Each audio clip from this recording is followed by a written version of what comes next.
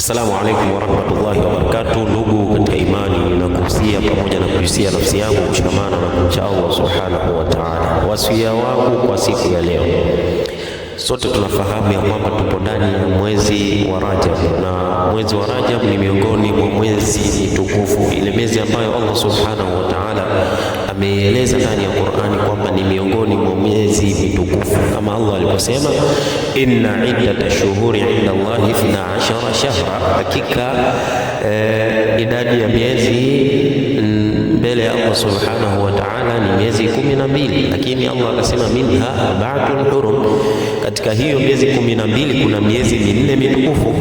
Miezi hiyo minne mitukufu Mtume sallallahu alaihi wasallam akabainisha, akasema ni Dhulqa'da na Dhulhijja na Muharram na mwezi wa Rajab. Sasa tupo ndani ya mwezi wa Rajab. Mwezi wa Rajab ni miongoni mwa miezi mitukufu mbele ya Allah subhanahu wa ta'ala, na Allah akasema fala tadhlimu fihinna anfusakum, msizidhulumu nafsi zenu ndani ya miezi hiyo minne mitukufu. Ina maana msiingie katika kumwasi Allah subhanahu wa ta'ala. Ikiwa mtu atamwasi Allah ndani ya miezi hiyo mitukufu, basi adhabu zake na madhambi yake yatakuwa ni makubwa zaidi, na makasiriko ya Allah subhanahu wa ta'ala makali zaidi ndani ya miezi hiyo, kwa sababu ni miezi mitukufu, miezi ambayo Allah ashasema tusizidhulumu nafsi zetu ndani ya miezi hiyo.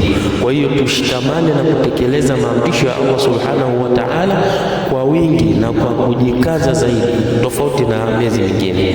Yaani tujikaze zaidi ndani ya miezi hii na tujiepushe zaidi na yale aliyoharamisha Allah subhanahu wa ta'ala katika miezi hii, na miezi hiyo minne ni huu wa Rajab. Kwa hiyo ndani ya mwezi huu, ndugu zangu katika imani, tukithirishe kutekeleza maamrisho ya Allah subhanahu wa ta'ala kwa kufanya ibada mbalimbali, kutoa sadaka, kuhusiana mema na kukatazana mabaya, watu kuamrishana kuswali, watu kusimamisha swala tano, hasa watu kuamka mpaka zile ibada za usiku, hali ya kuwa watu wamelala, wewe unaamka unazungumza na Allah subhanahu wa ta'ala. Kila mtu ana matatizo yake, kila mtu ana shida mbalimbali, wengine wana wagonjwa, wengine wao wenyewe ndio wenye maradhi mbalimbali yanawasumbua, wengine wana matatizo kibao katika matatizo ya mbalimbali ambayo Allah subhanahu wa ta'ala amewapa. Kwa hiyo huo ndio muda mzuri, wakati wa usiku, mtu ukaamka ukamwomba Allah subhanahu wa ta'ala akuondoshee matatizo hayo.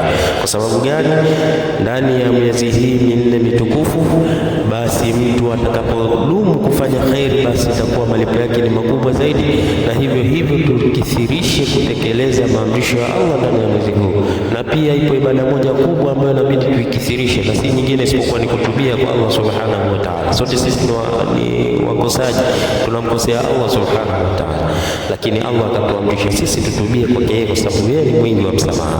Kwa hiyo ndugu zangu katika imani, tukithirishe kufanya ibada mbalimbali ambazo itakuwa ni sababu ya kuingia katika radhi za Allah na kuingia katika pepo ya Allah subhanahu wa ta'ala. Tufunge ibada za kufunga hizo, mfano funga za Jumatatu na Alhamisi, masiku meupe, tufunge ndugu zangu katika imani. Pia tutoe sadaka, tusiwe wabakhili, tutoe vile ambavyo Allah subhanahu wa ta'ala katuruzuku. Na hivyo ibada za sunna, tusiziache swala za sunna zile baadia, qablia, tusiziache pia ruha zile na nyinginezo, witiri. Kwa hiyo ibada mbalimbali hizi tuzidumishe, hasa katika mwezi huu mtukufu wa Rajab. Ndugu zangu katika imani, kwa leo naishia hapa. Subhanakallahumma bihamdik, ashhadu an la ilaha illa anta wa nastaghfiruka wa natubu ilaika.